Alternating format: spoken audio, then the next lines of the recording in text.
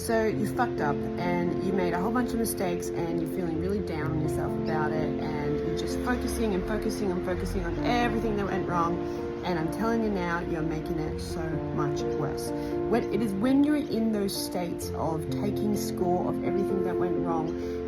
those are the moments that you actually have to catch yourself and stop yourself and start pointing yourself in the right direction.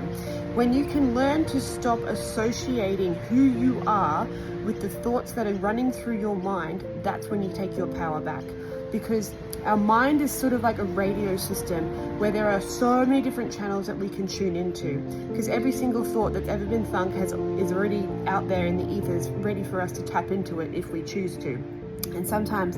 when things start to progressively go a little bit worse and you start to add your focus to it, that's when you start to add momentum and pressure onto that situation. So the best thing that you can do is, one, go general. So try not to give it so much focused attention, because when you're in that negative state, you're going to make it worse. So go general, take your eyes off the immediate things that are bothering you, and start to get a broader focus on the world and on life and on who you are. And when you start to regain your sense of power and steadiness in that knowing, then you can start to add more specific attention. One technique that I used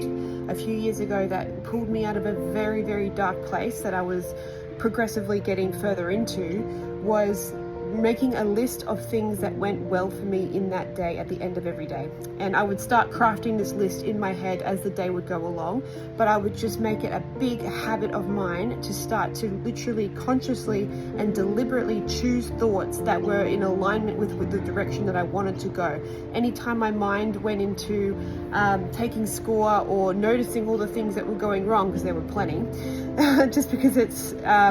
you shouldn't be doing it doesn't mean it's not easy to do. But instead of focusing on the things that were going wrong, I started to make a list of all the things that were going right, and law of attraction took hold, and that list started to get longer and longer and more detailed, and